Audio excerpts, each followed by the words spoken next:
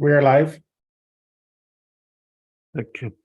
Hello, everyone. I'm really happy to welcome you to today's LFE webinar in collaboration with Positive Learn on key emotional challenges in distance learning education. We have been going through disparate aspects of distance learning education, digital learning, open educational resources. We have done some virtual visits to astronomy laboratories. Last week, we have gone through the challenges of AI. And I think this webinar today perfectly comes to support the burden on especially teachers. So today we're going to introduce the topics of positive computing psychology, which apply beyond technological or digital solutions, and of technostress. Fortunately, there are some people much more qualified to do so than myself. So I'm happy to introduce my colleague Myrto Kyriazopoulou here in Ellinogermaniki Agogi, and Sana Metala, I'm sorry for my Finnish pronunciation, from the Faculty of Information Technology in the University of Jyväskylä, who will lead the webinar today. Sana, Myrto, the floor is yours. Thank you, Nico. Thank you for having us here in this webinar today. And thank you all for attending. Before we start, let's get to know each other. I'm going to send you this link on the chat. Have you all received it? If you can open it.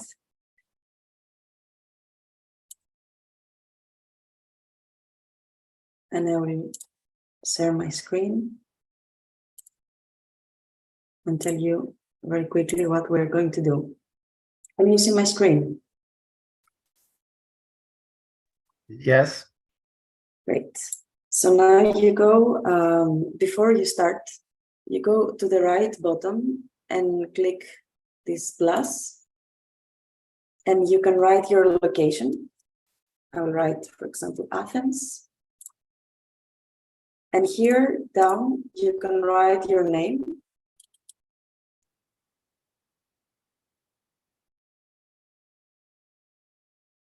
And then you can click publish.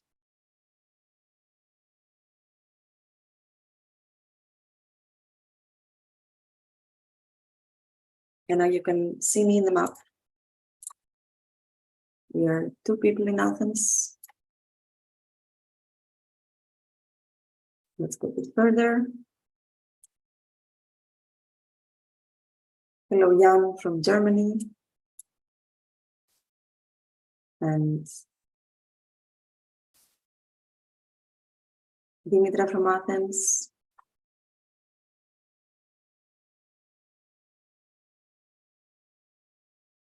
And the rest, do you have any question?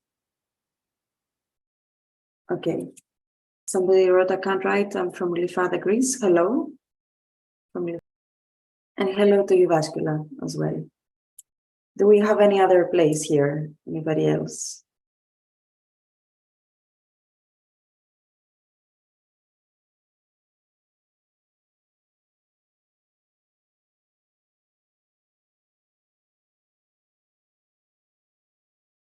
I think from Nucleo, you are with us from?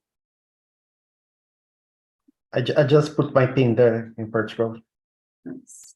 Hello to Portugal as well. We are in all these parts of the world and parts of Europe, but we still manage to be here in the same meeting. That is the power of technology. And that's what we are going to talk today. But also we're going to see about what are the technostress effects. I don't know, can you still see my screen right now? We do see your screen, the map. Yes, we can. Perfectly fine. Nice. What can we see in this picture? Can somebody tell me? No, we're still seeing the map. The map. Oh, Yeah. okay. Let's fix that. Now? This is a guy stressed out. Yes, exactly. And how many of you have you been in this situation while using technologies? More than I'd like to. I guess more or less everybody has been in this situation. And our main goal today is to discuss about positive computing, technostress, what is technostress, what is causing it, and how we can handle it in this era, and especially for teachers. And the first presentation, we're going to hear Sana, and the floor is yours. Yes, Stop sharing. thank you.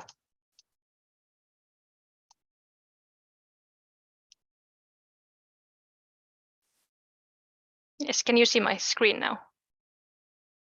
Yes, absolutely. Great.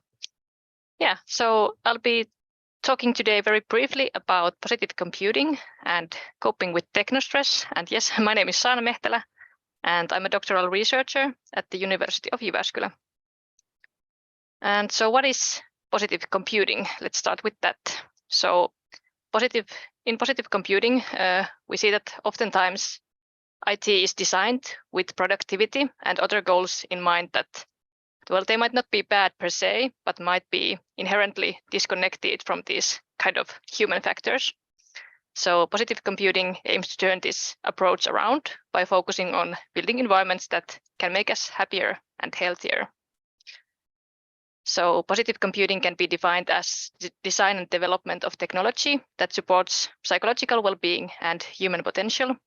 And in this kind of more comprehensive way, we can say that positive computing can be viewed to consist of concepts, processes, and systems that aim to promote users' quality of life and well-being.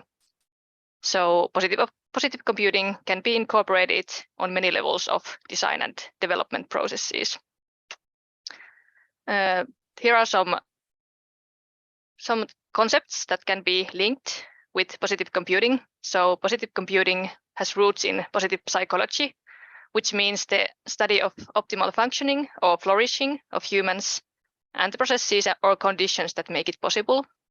And similarly, positive design also has roots in positive psychology, and it aims to purposefully produce technology that promotes human flourishing. And positive education, on the other hand, is an approach where these kind of well-being related skills and outcomes, such as resilience or happiness, should be pursued as part of school education. So then what is technostress? Well, technostress is can be viewed as this kind of like the other side of this coin. So originally it was coined in the 80s, and Craig Brott defined technostress as the state that follows the inability of an individual or an organization to adapt to the use of new technology. And today, technostress is perhaps generally understood as this stressful experiences that somehow relate to IT use. So technostress can manifest in various ways and include different physical and psychological symptoms. And with technostress, it is important to notice that it emerges when a person interacts with technology. So specific devices or applications do not really cause technostress, but you kind of need to consider the big picture. So who is using the technology and what kind of relationship do they have to IT use? For example, like what are their IT use routines like, or what does the combined IT use look like on a daily basis? Also, where the technology is used. So is the situation, for example, is it mandatory for the person or is it voluntary? Also, what purpose is the technology being used? So, for example, online gaming and browsing email are very different activities when you compare them. So all technology users, including teachers and students, can experience technostress regardless of their age. However, the strength of these experiences and the ways to react to technostress can vary. And technostress can relate to a specific situation or even the use of a specific device or application. So for example, in your daily life, you can feel that you are overwhelmed by the information flow from your devices, or your work email disturbs your leisure time, or learning to use new applications, for example, can be taxing. Also, technostress can be connected with the inability to focus, difficulties to sleep, work exhaustion, and even affect someone's identity, for example, if you are contrasting your life to others on social media. So then how can we actually cope with technostress? Well, first and foremost, I think it is important to identify what underlies the stress experience. So you kind of have to ask yourself, why do I experience this situation as stressful? Does the problem relate precisely to technology use, or maybe something else? Also, can I affect the technology? Can I somehow affect the circumstances or other stressors that are present in that situation? Also, it is important to choose the best fit for action. So, for example, although removing an application altogether might be this kind of an effective way to get rid of the stress, but sometimes deleting an useful application can also have more downside than upsides. So you kind of have to consider why you got the application in the first place. And similarly, if we take this kind of like parental view, maybe removing a game or an app from a child can help get rid of the problem, but at the same time, it can also create new problems, such as being socially excluded from some parts of the group dynamic with friends, if the game, for example, is very important in the friends group.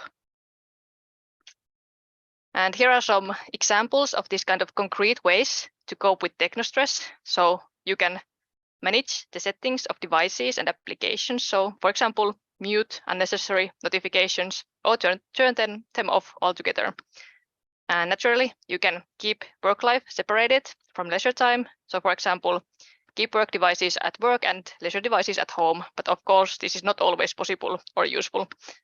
And you can evaluate whether or not certain work-related applications are necessary to have in your personal devices, and also prioritize work tasks and purposefully leave tasks for another time. And basically, generally setting boundaries that suit you as a person and your lifestyle. You can also independently learn to use a device or application. So, for example, through trial and error or curiosity. And some people find it very helpful to ask help. So, for example, from colleagues that might be more tech savvy, or your own children. And there are also these kind of peer networks where you can distribute good practices with people who are going through the same things with technology.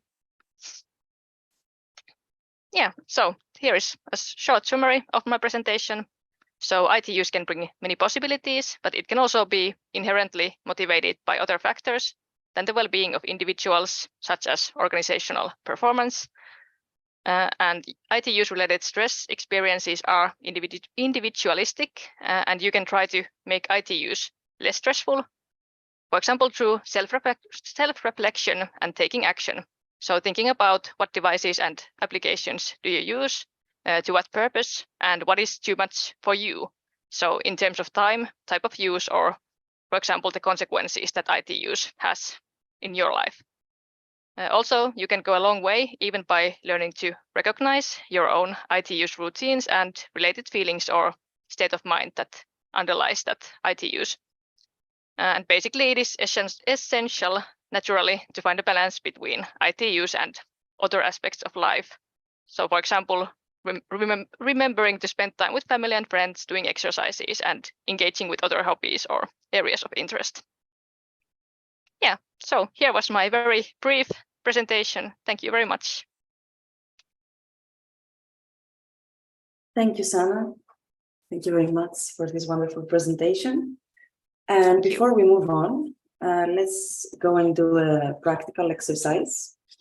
Now that we have seen information about technostress, how do we manage technostress in our daily lives? This will be a very short mindfulness activity, so you can feel free to close your cameras or leave them open if you want. And let's start. So to start with, step out of your autopilot and bring awareness to what you are doing, thinking, and sensing at this moment. Now you can also close your eyes if you feel like. Try to pause and take a comfortable but dignified posture. Notice the thoughts that come up and acknowledge your feelings, but let them pass. Attune yourself to who you are and your current state. Bring awareness to the breathing for 6 breaths or a minute. The goal here is to focus attention on one thing, your breath. Be aware of the movement of your body with each breath, of how your chest rises and falls, how your belly pushes in and out, and how your lungs expand and contract. Find the pattern of your breath and anchor yourself to the present with this awareness. Now expand this awareness outwards, first to the body and then to the environment. Allow the awareness to expand out to your body. Notice the sensations you're experiencing, like tightness, aches, or perhaps a lightness in your face or shoulders. Keep in mind your body as a whole, as a complete vessel for your inner self. Now, if you wish, you can open your eyes again and your cameras and expand your awareness even further to the environment around you. Bring your attention to what is in front of you, except for the computer. Colors, shapes, patterns, and textures of the objects you can see. Be present at this moment in your awareness of your surroundings. Now, if you're ready to finish this exercise, you can please open your eyes if you haven't done so, open your cameras, and you can feel free to carry this mindfulness as you go with your day and throughout this meeting. And that was the short exercise. I don't know if it gave you a moment to reflect and pause through this day. If you have any comments, you can feel free to say something.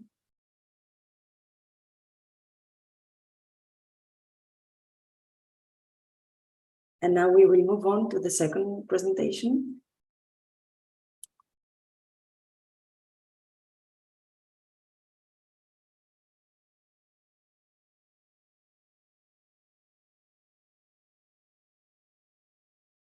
Can you see my screen? Yep. Yes. Great.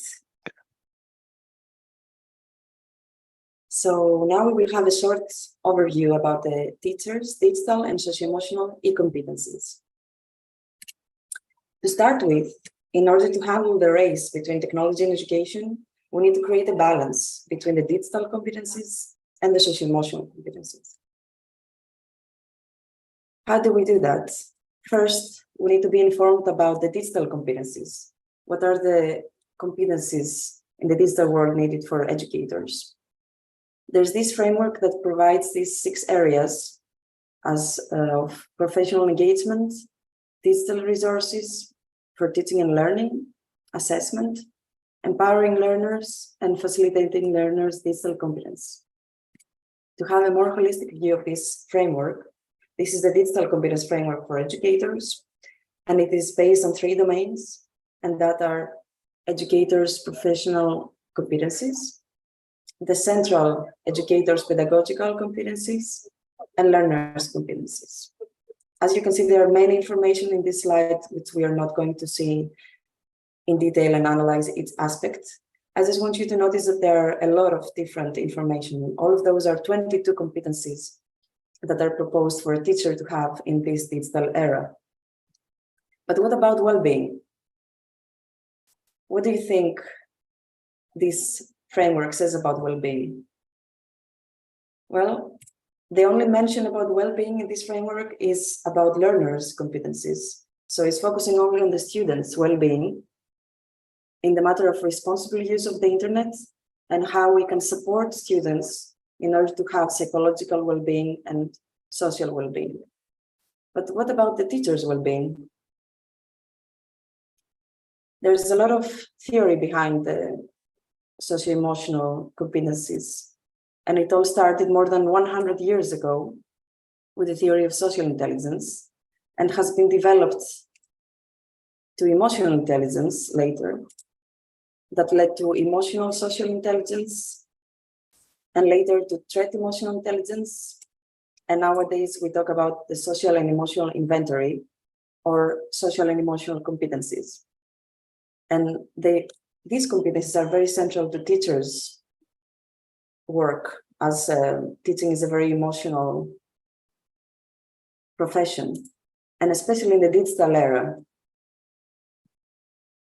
So let's have a look. I think my slides are stuck.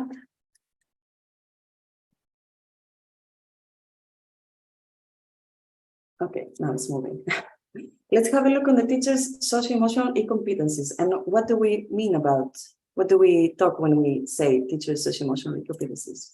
We refer to emotional e-awareness, e-self-management, emotional e-independence, and social e-competency. Now, all this might sound very strange, but we're going to see them in detail. First of all, emotional e-awareness is the ability to identify and perceive one's own emotions in a digital context.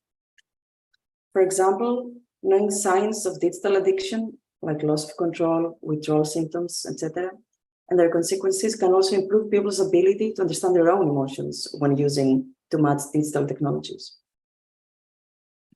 The second competence is about e-self-management, which is the ability to respond in an adaptive manner to a digital situation and have self-control in an online interaction.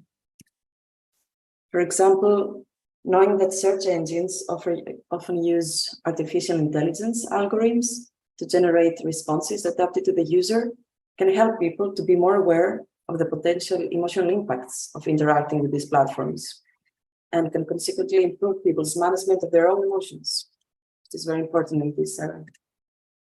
The third competence is the emotional independence, which is the ability to differentiate emotions that arise in digital environments, to maintain self-worth regardless of online status and interaction patterns such as gratifications.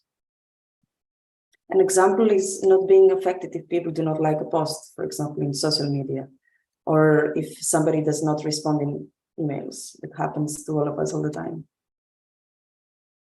And the last is the social incompetency, is the ability to maintain positive relations and pro-social behaviors in digital contexts, and most importantly, acknowledging others' emotions. For example, for teachers, knowing ways how to manage and calm students down during an online class, or if there is some conflict in an online environment. In summary, developing and strengthening our socio-emotional competencies inside out the digital world is a matter of well-being, and not just for the sake of well-being, but it's a matter of resilience, preventing burnout, and making sure that every teacher has created their own well-being. And now is the time for activity again. So let's get to know our teachers. Should we move to breakout rooms? Or should we just stay in one room altogether? What do you think? So we can have this recording. I think we can discuss all together. Yes, this is a good idea. I'm going to share with you a link in just a moment.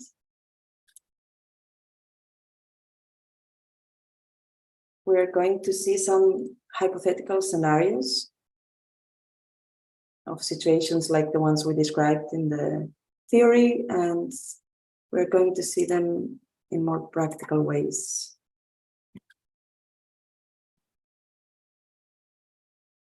So here is the link to the Padlet. You can open it.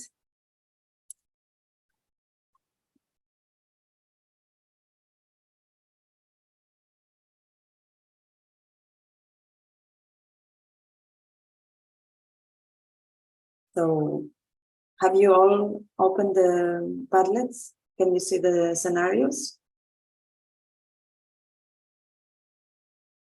Yes. Great. So I'm going to briefly read the first scenario. Peter is a teacher at a small school in the mountains. His students have never been in a museum before, and he decided to plan a virtual visit for his class. He was very excited to have this virtual visit, but when he started the lesson, the website was not working.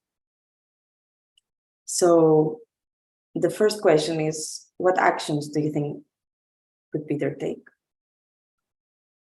We can first discuss and then we can write down the comments.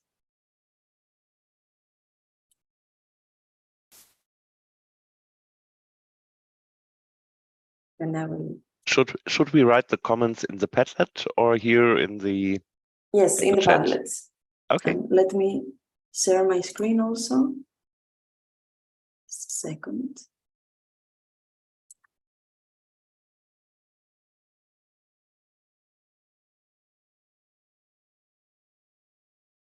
Okay, so we are all on the same page now.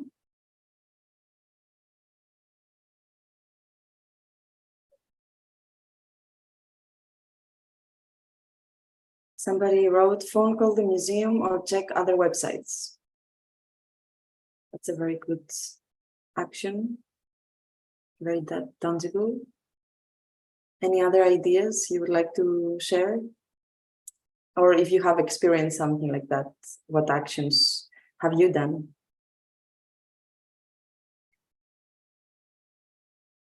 Preparation, having an offline version and screenshots, that as well.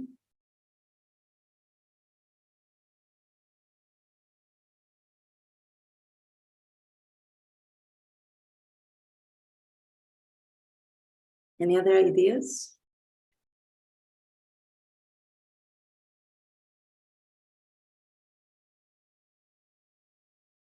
Have a presentation of the museum ready. Yes, that's also a very good idea.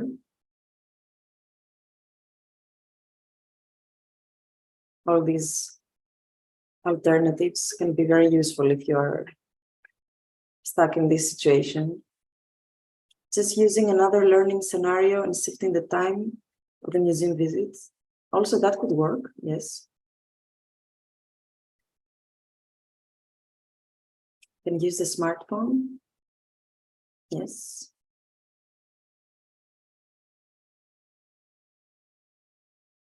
Great, I see a lot of nice answers here.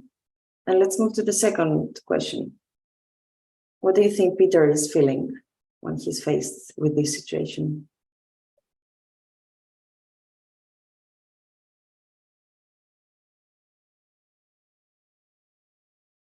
I say we have more answers. Propose an interactive activity with the students, search for information, ask the students to propose a solution. And he is feeling stressed, frustrated. Definitely.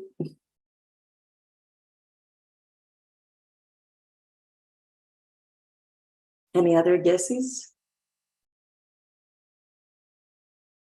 Helpless, yes, for sure. Disappointed for the students.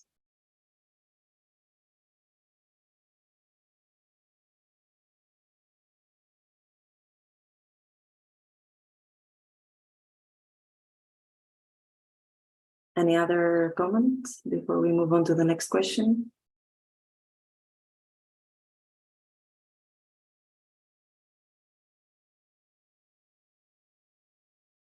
Opportunity to create another activity.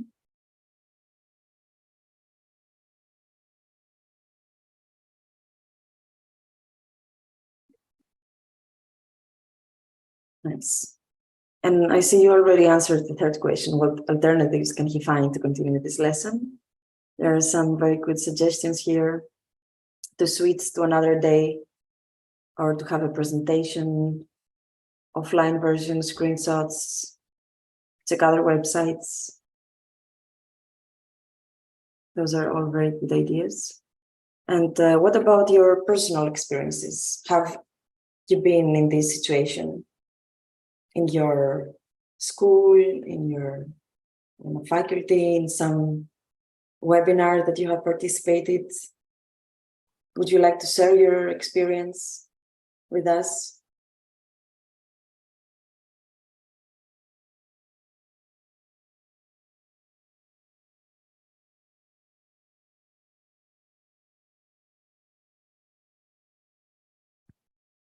Do we mean sharing here or in the comments?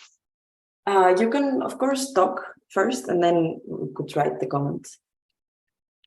Well, even though I'm working in the project and as a professor, I've also been teaching to primary school kids like the initial basics of computer science. Well, and in the school we often had this kind of situation. Well, mainly it was a problem of internet access. So the school internet just didn't work. And well, as a first backup, I always had my own mobile connection with me, so that we could use an alternative network. But on the other hand, I always had some kind of pen and paper activities. So as also computer science is not only about using computers, but understanding the concepts behind it. So like having one alternative and always a backup solution to do something else when the technology goes down.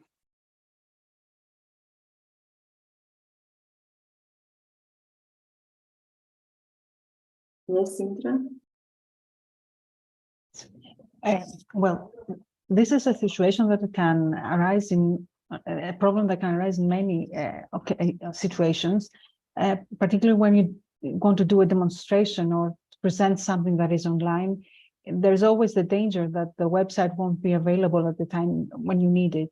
So in most cases, what we do is that we prepare a presentation for an offline use. So if we try to record screenshots of the actual website or about the details that we want to present, of the features and whatever is important to showcase to the participants, and we present it offline. So we try to emulate, in a way, the experience that the participants would have by visiting the online environment in the offline setting. And of course, we can compensate this at a later time during the actual presentation when we have time and the system is available again.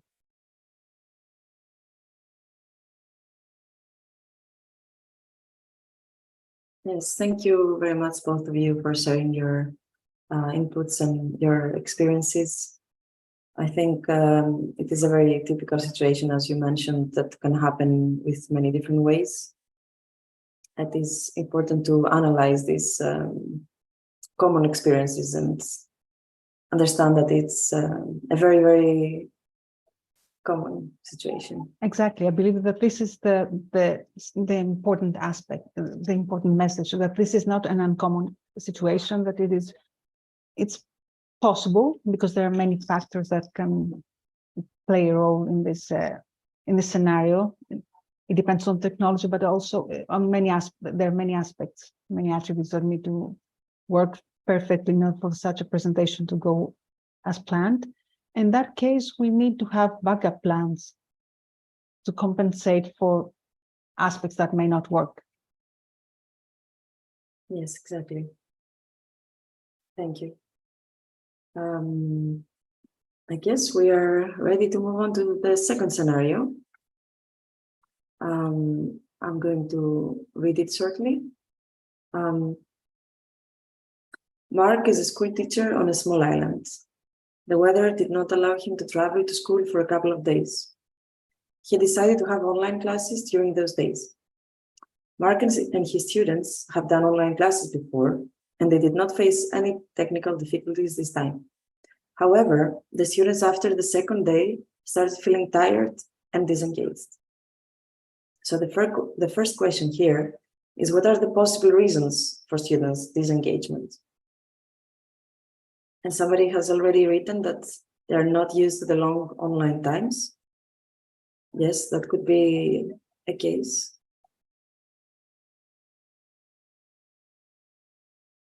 What else, if you would like to share before you write also? And let's remind that after we have experienced the pandemic, we are more or less exposed to this digital education. So I don't know if you have more ideas about what can cause students' disengagement in these cases, which is not, of course, always predictable, but just to share some ideas.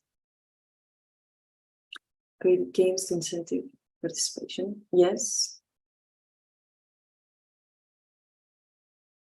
That can work to gain the attention back. And students prefer to stay at home. It's very likely.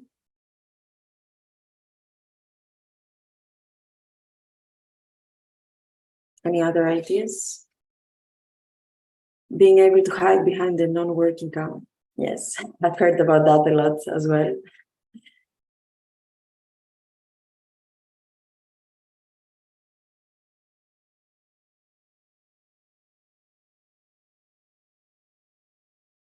Monotonous process. Yes, definitely. And that's where pedagogical action counts, because it's not only about the technical considerations for a classroom. They miss the social physical interaction. Yes, absolutely. We could see that happening a lot.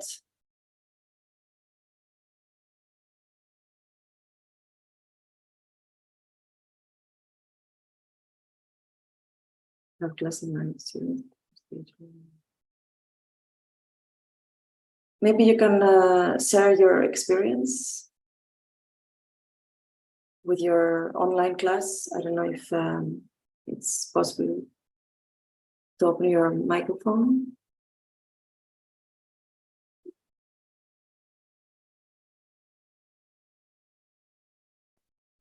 Well, I think that we all had this experience during the times of Corona, that people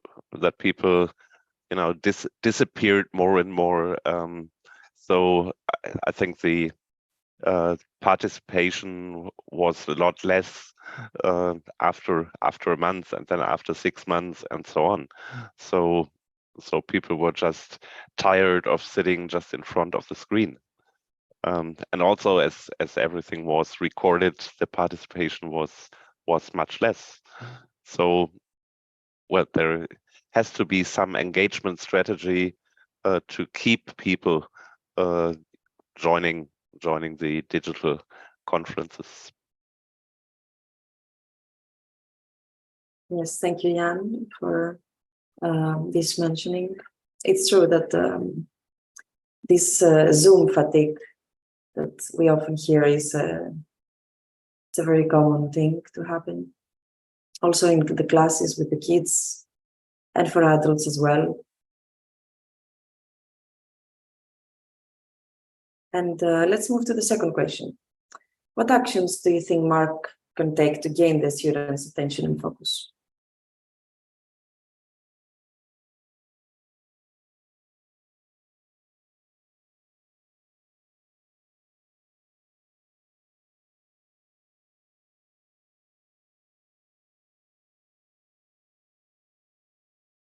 Any ideas?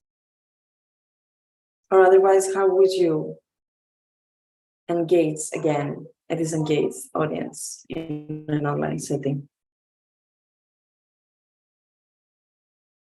Trying some new didactical forms, gaming. Yes. This one strategy. Have some games or physical activity rather than normal lecture. That as well. It's important to keep the modality changing, to not have the same structure all the time.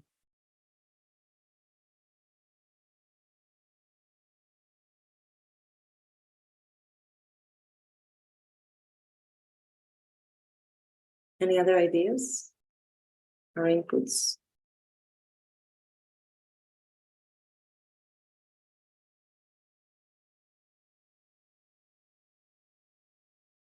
Well, we can move on to the next question.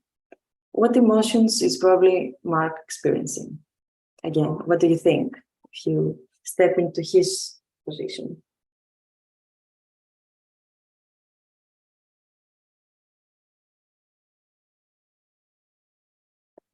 disappointment,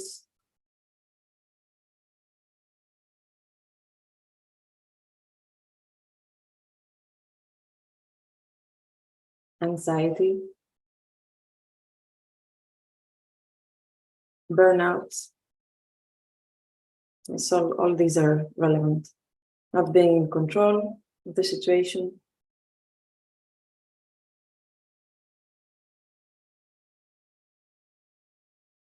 Helpless, as there is no direct contact interaction.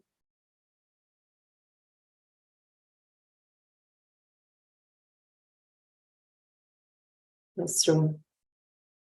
There are different kind of feelings when you are trying to manage an online classroom than a physical classroom.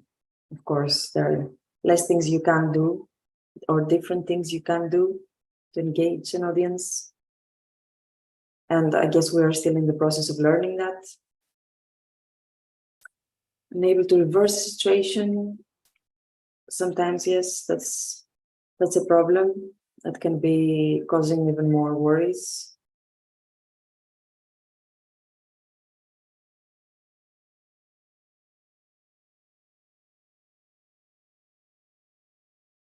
Nice.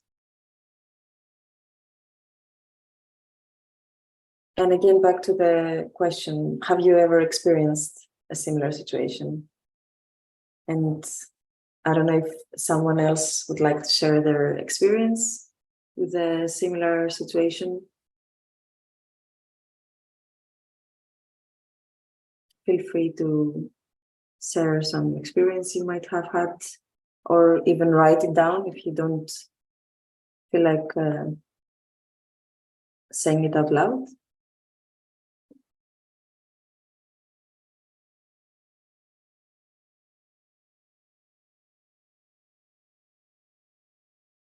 We're going to create some reports from your feedback and send it back to you. So writing it down can be good material for you as well.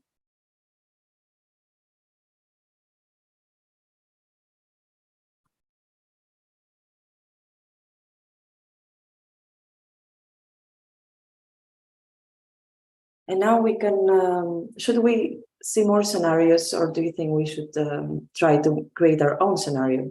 Are you ready for that?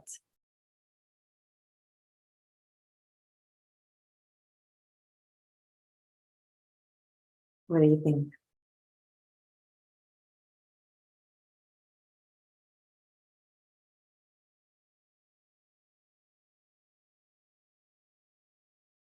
We follow your guidance. Okay, let's create our own scenario. So,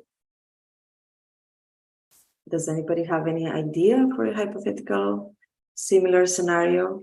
Well, I think one very typical scenario these days would be that new technologies are introduced. So we all know the ChatGPT hype and the power of generative AI.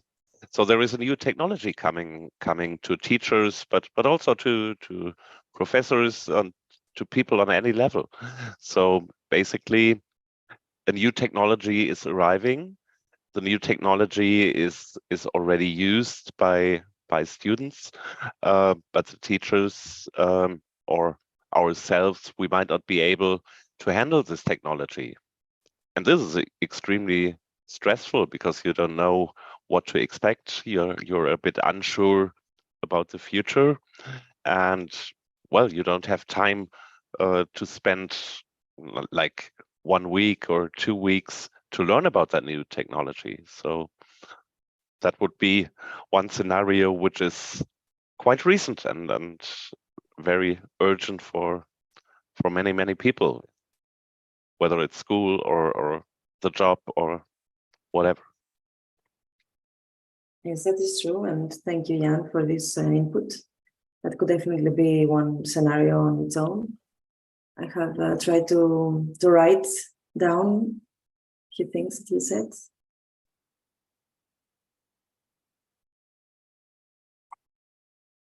So here we have our scenario. And then we need to ask ourselves the same questions. What can we do? Yes. So one question is being able to use this technology. And the second question is being able to use the technology correctly. I mean, a new technology, a new educational tool may have various implications in the ethical aspects, pedagogical aspects. So they need to be able to understand all of these dimensions of the new technology and feel confident and safe about using it. Yes, thank you. That's true. It's very important to learn how to. I mean, it's not just a technical question. It's not about an operational skill. Yes. It has to do with what this technology means, how it can be used, how can it be integrated into the teaching, what consequences it may have if it's used, if it's not properly used. So they need to be aware of this.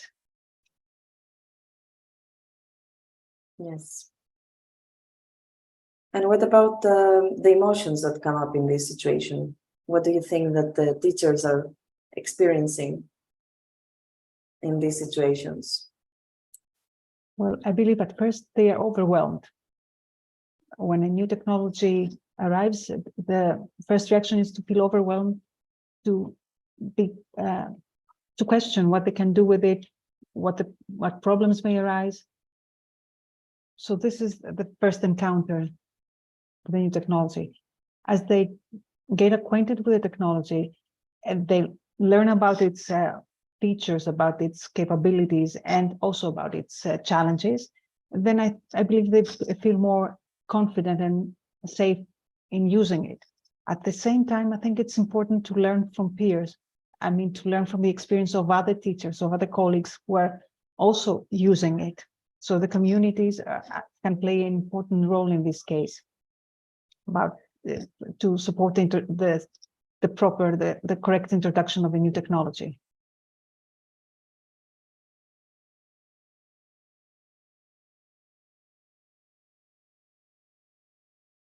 I was muted. Thank you, Dimitra. I can see some comments here that teachers will be experiencing lots of pressure. They're frustrated to give feedback to the AI instead of the students, and that there's a lack of support as there's no principal that can help. And that's true, because sometimes the technology is developing so fast that we cannot keep up. And the question here of this webinar is, how do you manage the things you cannot manage? Because there will always be more technology coming, but at the same time, going slowly and learning and developing our socio-emotional competencies, we will be able to keep up somehow with these technologies. So let's wrap up this exercise and have a small reflection. I will close this and I will stop sharing for a second until I prepare my next screen. First, I would like to ask you, do you have any questions, or would you like to comment something that you saw on the presentation about the technostress, about the competencies for teachers? Feel free to write any question down on the chat or any comment.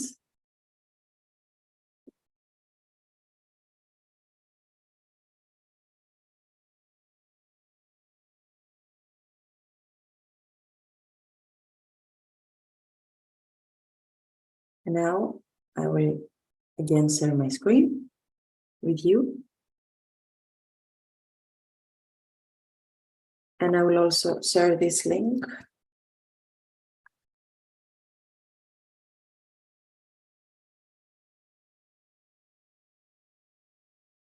I'm a bit confused, but I will find it. Okay, I will stop. Now you can also access the Padlets.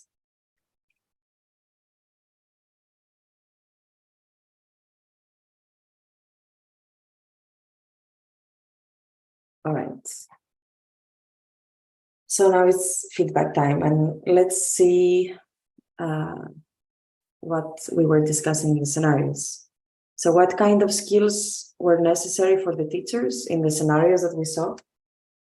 You can write down in the comments of the Padlet, or you can discuss it first and then write.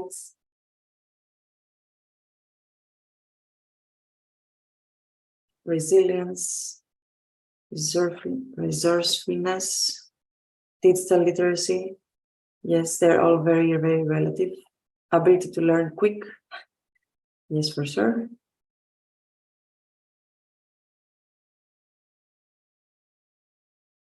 Improvisation.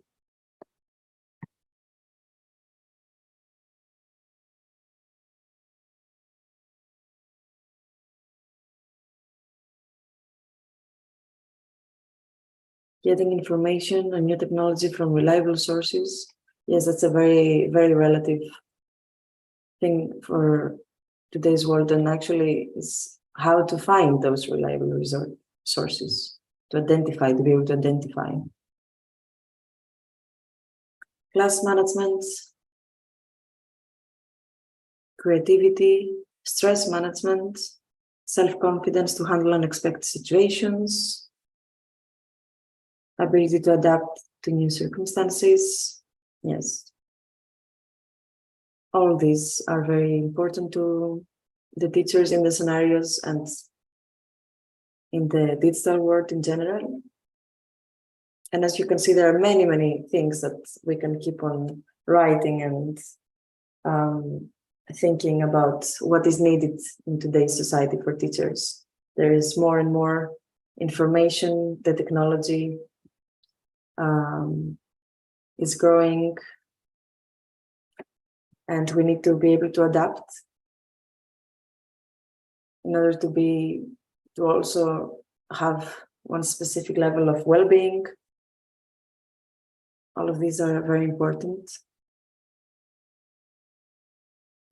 What about the skills or competencies that you saw in the presentation? What would you say that if you have kept something in your mind, it doesn't have to be the way it was said, but as a concept in general?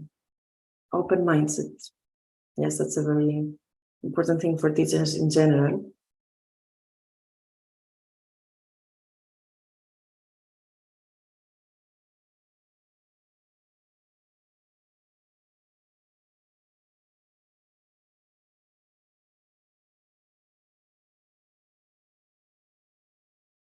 Okay, great. I can see we have a lot of nice comments here and very useful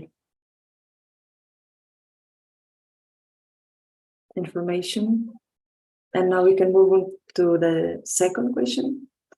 Did you identify some good practices that you could use in your own classrooms?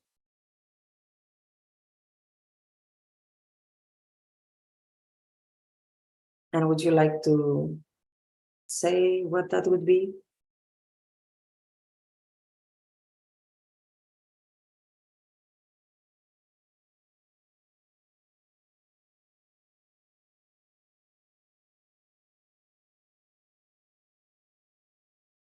Some other comments? Good communication, relationship with students, yes.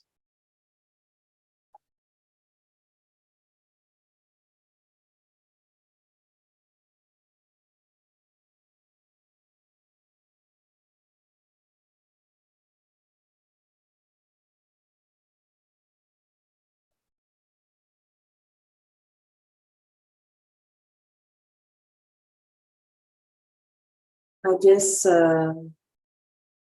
we're close to the ending of this webinar.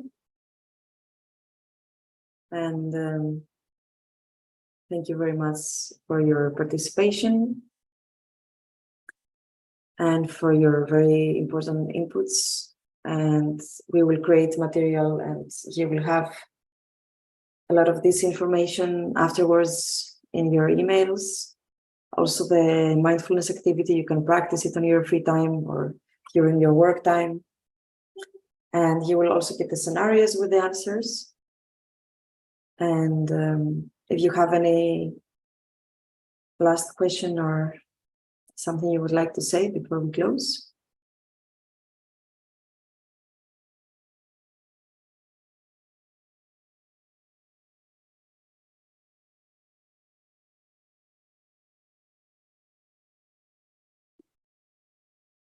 All right, I guess.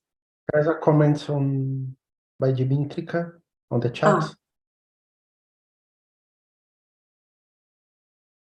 Is there a girl who says a thing about how it's very think?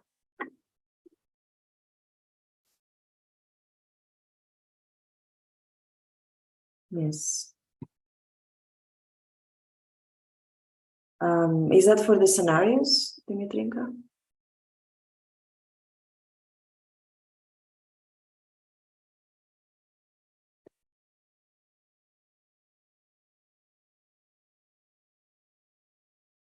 I'm not sure I understand.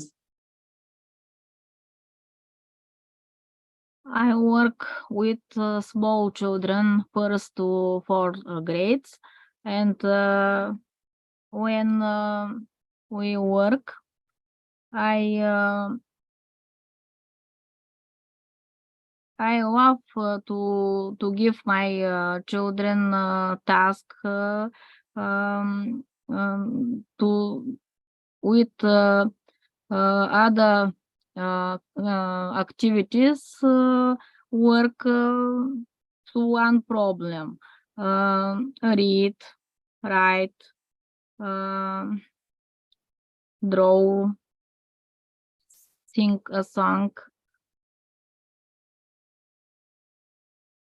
and creative task about situation.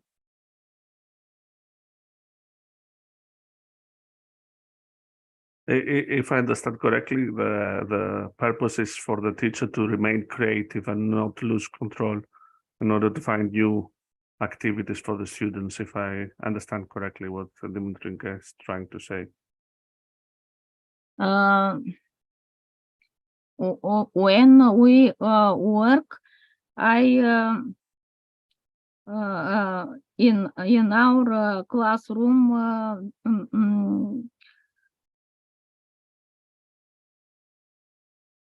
maybe I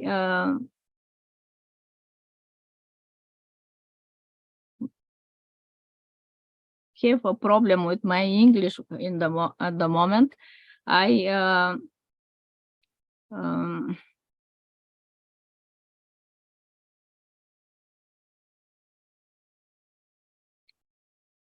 when we work, I help my students to work in your task.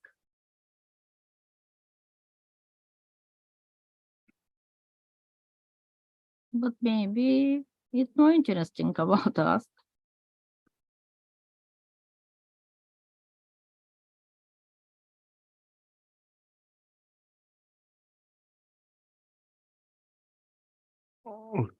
Okay. Myrto, do you or any other Yes. colleague, do you want to add something? Thank you, Dimitrinka, for the comment. Yeah. I think yes, it's very important for the teacher to be able to find alternatives in such situations and be creative and find solutions to the problem. Yes, please, Zian, Fatima, you can speak.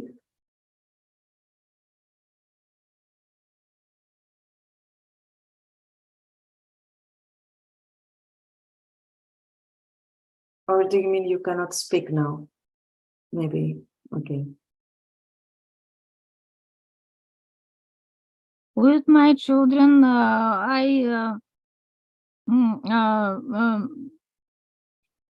don't speak our one lesson. We use native language and English at the lesson on this project subject.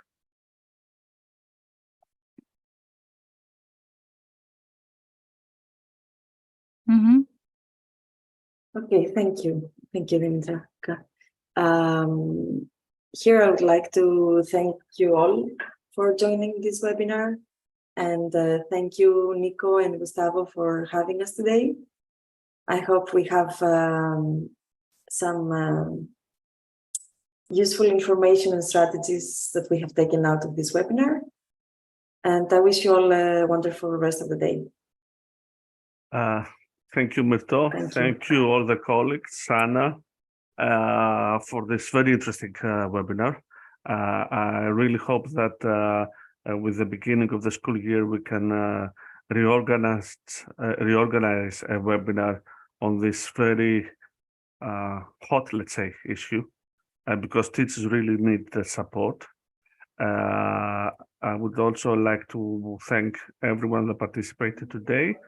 I would like to remind you that next week we have a virtual visit to Biosphere 2, a research and teaching tool for understanding planet Earth today and tomorrow. Gustavo, as always, thank you for everything. And to all the colleagues, have a nice day, and see you on the webinars.